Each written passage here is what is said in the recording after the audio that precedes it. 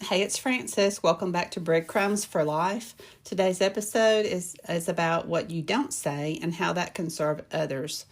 We often think about serving others through our actions, like volunteering or helping or giving, but sometimes the most powerful way we serve is through our words. And even more than that, by choosing when not to use them. Let's be honest, most of us have had moments where we spoke too soon, we said too much, or we said something we wish we couldn't take back. And in those moments, we often realize that it didn't help at all. And I've learned that one of the most loving, mature, and impactful ways to serve someone is to pause, to wait, and to listen. Listen long before responding. Not because you're trying to be passive, but because you're trying to be intentional.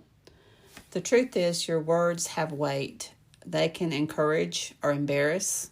They can soften or shame. They can calm or escalate. But here's something that's really helped me. Before you speak, ask, is this helpful? Is this kind? Is this necessary? Let me share something from my own life.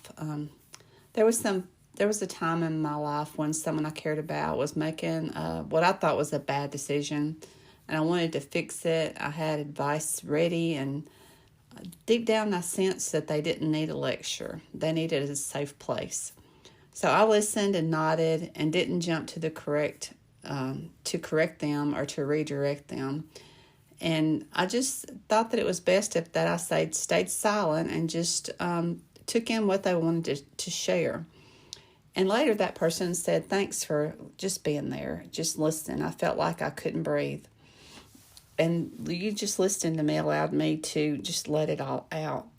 And that was a turning point for me because I realized I didn't have to say everything that I was thinking to make a difference. Sometimes just listening is the ministry. So here's your challenge for today. Practice the pause before you respond. Give yourself a 3-second window to filter your reaction. Use fewer words, but more weight. Choose words that affirm and support or offer clarity, not just opinions or corrections. Sometimes you can ask a question rather than having a statement. Tell me more about that is a good one. That's not really a question, but it's a statement. Tell me more about that. Or can you tell me more? Or can you tell me what you think your next move is? It's kind of a coaching thing where you're not actually saying anything to show judgment, but to just offer support. But sometimes you don't need to say anything at all. And that's what this podcast is about today. Let somebody else speak up first. Make space for someone to process aloud before you jump in with advice or commentary.